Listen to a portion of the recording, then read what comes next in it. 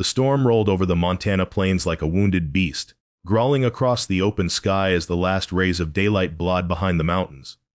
The wind carried dust, fear, and a strange silence that made rancher Cole Maddox tighten his grip on the reins. He'd ridden through storms before, but something about this night felt different. The horses sensed it too. They kept jerking their heads, ears flicking, hooves stepping nervously across the rugged dirt trail that led toward Ridgewater town. Cole had planned to ride straight home after delivering feed supplies, but fate had its own path. It always did. As he reached the old wooden bridge by the river, he heard it, a cry. Not the cry of an injured animal. Not the cry of a grown person. This cry was small. Fragile.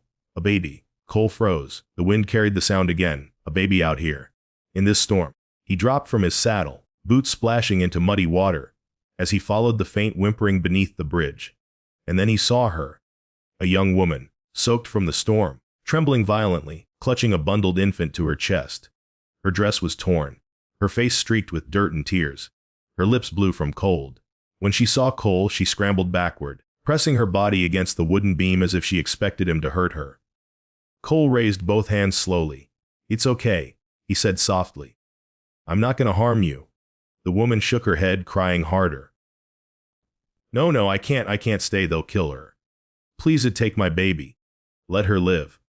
Cole's heart clenched. "What are you talking about? Who's after you?" She gasped for breath. "The whole town, they think she's cursed. Born under the blood moon, they said she'll bring death.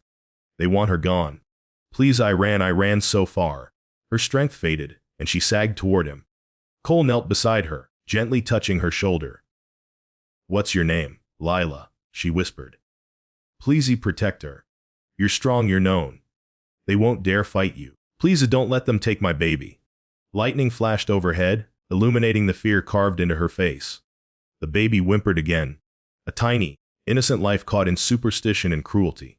Cole looked at the child. She had bright, oddly intense eyes no more than a few weeks old. A little pink blanket. Tiny fingers. Soft breaths. Nothing cursed about her. "Lila," Cole said firmly.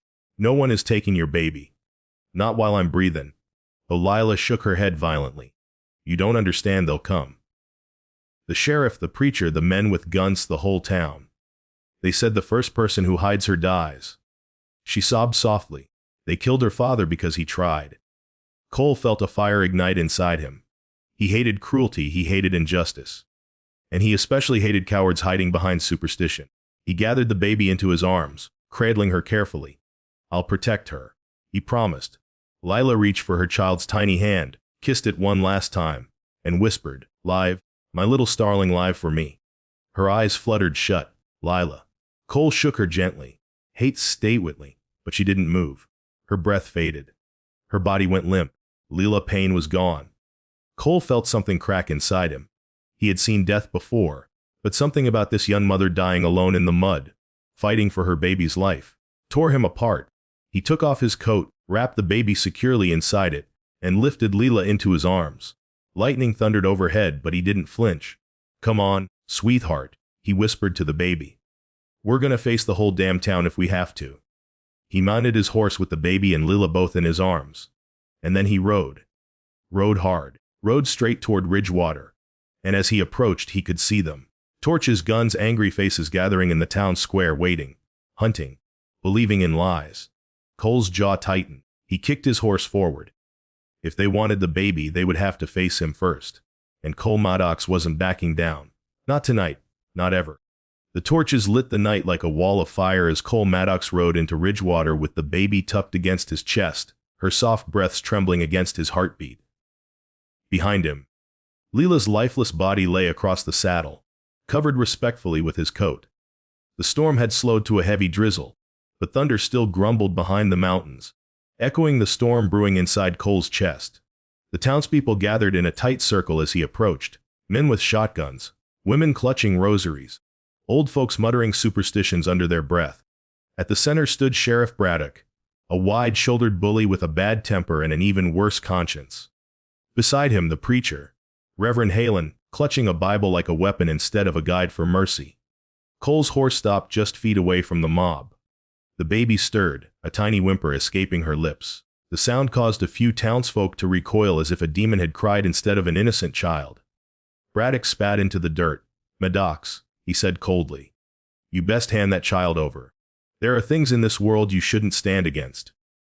Fate being one of 'em." Cole stared down at him, eyes burning. "You think this little girl is cursed? You killed her father. You chased her mother to death. Shame on every last one of you." A murmur swept the crowd, some lowering their eyes, others tightening their grip on their guns. The preacher stepped forward, voice trembling with fear wrapped in false authority. "The child was born under the blood moon. The scripture warns of bad omens." Cole cut him off sharply. "Scripture warns about cowards who hide behind holy words to justify cruelty." The preacher stiffened. Then Cole lifted the baby slightly so all could see her. "She's just a baby," he said, voice echoing across the town square. "A few days old. She's no threat to any of you. The only curse here is the fear in your hearts." But Braddock shook his head. "She's trouble, Maddox. Folks are scared, and scared folks do what needs to be done." "No," Cole growled. "Scared folks do stupid things. I ain't letting you harm her." Braddock's eyes darkened. "You're making a mistake, rancher. You hide that baby, and you bring the whole town against you." Cole didn't blink. "Then I'll stand against the whole damn town." A tense silence dropped over Ridgewater. Rain dripped from rooftops. Horses shifted anxiously. A dog barked in the distance. Then Braddock lifted his shotgun. "Over?" "The child." Cole dismounted slowly, keeping the baby pressed securely against his chest. He moved like a mountain, steady, unshakable. He lifted Lila's lifeless body from the saddle and laid her gently on the porch of the sheriff's office. "This woman fought to her last breath to protect her child," Cole said, his voice dangerously low, "and I'll honor that fight." The sheriff scoffed. "She ran from judgment to no." Cole snapped. "She ran from murderers." A few townsfolk flinched, guilt flickering across their faces. Cole placed a protective hand over the baby. "If any of you touch her, you'll answer to me."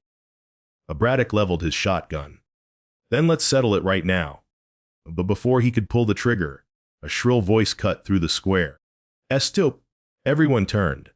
Lila's elderly aunt, Martha Payne, stepped forward, her gray hair plastered to her forehead from the rain. She had raised Lila after her parents died. She knew the truth of the baby's birth, but she also knew the cruelty of superstition. "Braddock," she said, voice trembling. Lila begged for help, not judgment. "That baby is innocent." Braddock growled. "Old woman, stay out of this."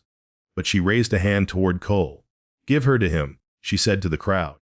"If he's willing to stand against every gun in Ridgewater, maybe God has chosen him to protect her." Cole didn't move. He didn't need to. The baby was already his responsibility. He felt it deep in his bones, deeper than any promise he'd made before. Braddock looked around, seeing the crowd shift. Some were uncertain now, some whispering doubts, some even stepping back from the torches. He cursed under his breath. "This ain't over, Maddox. I know," Cole said, "but tonight, the baby stays with me." He turned, mounted his horse, and rode away, slow enough for them to see he wasn't afraid, fast enough to get the baby to safety. Behind him, Ridgewater stirred in anger and confusion. Ahead of him, the mountains waited, cold, wild, dangerous. But Cole would face them all, for her, for the promise he made to a dying mother beneath a storm-soaked bridge.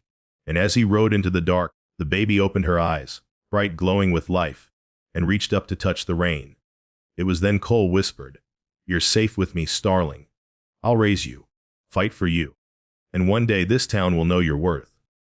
The wind carried his voice across the open plains as Ridgewater burned with the beginning of a war between fear and truth, superstition and innocence, a mob and one determined rancher who refused to back down.